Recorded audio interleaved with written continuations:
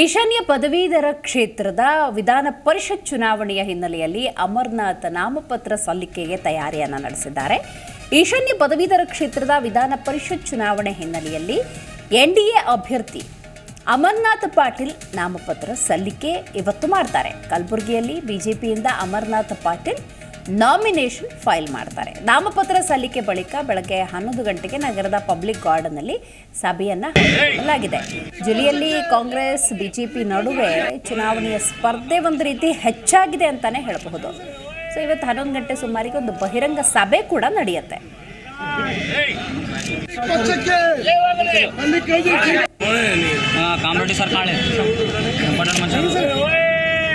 ಹೆಗ್ಗಳಿಕೆ ಪಾತ್ರ ಆದಂಥ ಈ ಒಂದು ಪ್ರದೇಶದ ಈಶಾನ್ಯ ಪದವೀಧರ ಕ್ಷೇತ್ರದಿಂದ ವಿಧಾನ ಪರಿಷತ್ತಿಗೆ ನಡೆಯುವಂಥ ಒಂದು ಚುನಾವಣೆ.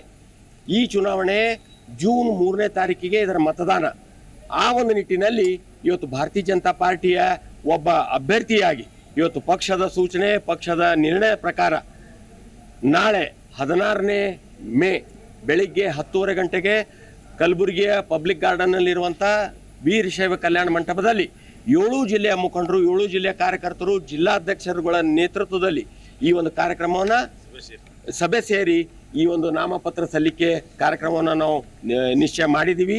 ಈ ನಿಟ್ಟಿನಲ್ಲಿ ತಮ್ಮ ಮೂಲಕ ತಮಗೂ ಮತ್ತು ಎಲ್ಲ ಪದವೀಧರರಿಗೂ ಮತ್ತು ಪಕ್ಷದ ಇರೋದೇ 23 ದಿವಸದಲ್ಲಿ ನಾನು ನೇರವಾಗಿ ಎಲ್ಲ ಕಡೆ ಹೋಗಿ 2ನೇ ಬಾರಿ ನಾನು ಕಾಂಗ್ರೆಸ್ ಪಕ್ಷದಿಂದ ಅಭ್ಯರ್ಥಿಯಾಗಿ ಇವತ್ತು ನಾಮಪತ್ರ ಸಲ್ಲಿಸಿದ್ದೇನೆ. ಹಾಗಾಗಿ ಈ ಬಾರಿನೂ ನಾನು, ಯಾಕಂದ್ರೆ ಮುಂಚೆ ನಾನು ಗೆದ್ದಿದಾಗ ಅವಾಗ ಬಿಜೆಪಿ ಪಕ್ಷ ಇತ್ತು ಆಡಳಿತದಲ್ಲಿ, ಇವಾಗ ಕಾಂಗ್ರೆಸ್ ಪಕ್ಷ ಆಡಳಿತದಲ್ಲಿದೆ. ಹಾಗಾಗಿ ಇದೇ ನಮ್ಮ ಕಾಂಗ್ರೆಸ್ ಪಕ್ಷ ಬಂದ ಕೂಡಲೇ 34,000 ಜನರಿಗೆ ನಮ್ಮ ಇದು ಟೀಚರ್ಸಿಗೆ ವರ್ಗಾವಣೆ ಮಾಡಿ ಸಲುವಾಗಿ ಭಾಳ ಸಂತೋಷವಾಗಿದ್ದಾರೆ. ಮತ್ತು ನಮ್ದು 7th ಪೇ ಮತ್ತು OPSಲಿಂದ NPS ಇಂದ OPS ನಮ್ಮ ಮ್ಯಾನಿಫೆಸ್ಟೋಲ್ಲಿದೆ. ಹೀಗಾಗಿ ನಾವು ಮಾನ್ಯ ಮುಖ್ಯಮಂತ್ರಿ ಜೊತೆ, ಉಪಮುಖ್ಯಮಂತ್ರಿ ಜೊತೆ ಮತ್ತು ನಮ್ಮ ಕಮಿಟಿ ಮಾಡಿದ್ದಾರೆ. ಹಾಗಾಗಿ ಬರುವಂಥ ದಿನದಲ್ಲಿ ಆಶ್ವಾಸನೆ ಕೊಟ್ಟಿದ್ದಾರೆ. ಹೀಗಾಗಿ ಈ ಚುನಾವಣೆಯಲ್ಲಿ ನಾನು ಸ್ಪರ್ಧೆ ಮಾಡಿ 100% ಖಚಿತವಾಗಿರ್ತೀನಿ ಅಂತ ಹೇಳಿ ವೇದಿಕೆ ಮುಖಾಂತರ 6 ವರ್ಷದಲ್ಲಿ ಏನೇನು ಸಾಧನೆಗಳಾಗಿದೆ? 6 ವರ್ಷದಲ್ಲಿ ಈಗಾಗಲೇ ನಾವು ಹೇಳಿದ್ದೀನಲ್ಲ ತಮ್ಮ. ಹೆಚ್ಚಿನ ಮಾಹಿತಿಯನ್ನು ನಮ್ಮ ಪ್ರತಿನಿಧಿ ಸಿದ್ದು ನೀಡ್ತಾರೆ. ಸಿದ್ದು, ಪ್ರಮುಖವಾಗಿ NDA ಅಭ್ಯರ್ಥಿ ಅಮರನಾಥ್ ಅವರು ನಾಮಪತ್ರವನ್ನು ಸಲ್ಲಿಕೆ ಮಾಡ್ತಾ ಇದ್ದಾರೆ. ಹೇಗಿದೆ ತಯಾರಿ? ಬಹಿರಂಗ ಸಭೆ ಎಷ್ಟೊತ್ತಿಗೆ ಯಾರೆಲ್ಲ ಭಾಗಿಯಾಗ್ತಿದ್ದಾರೆ? ಹೌದು ದಿವ್ಯ, ಏನಂದ್ರೆ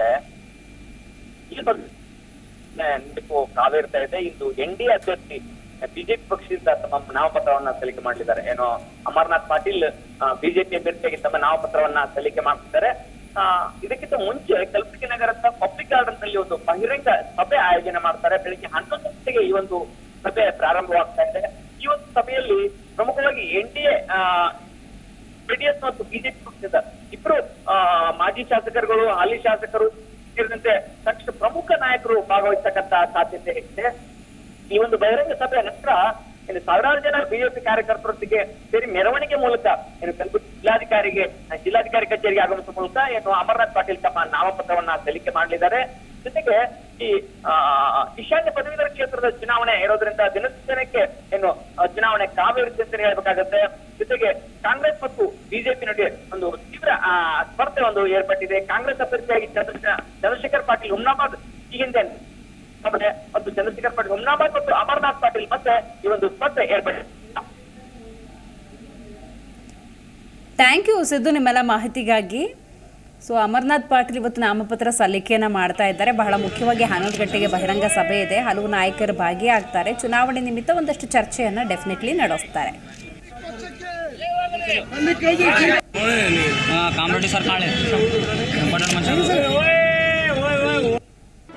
ಜಿ ಕನ್ನಡ ನ್ಯೂಸ್ ಈಗ ನಿಮ್ಮ ಮನೆಯಲ್ಲೇ ನೋಡಿ.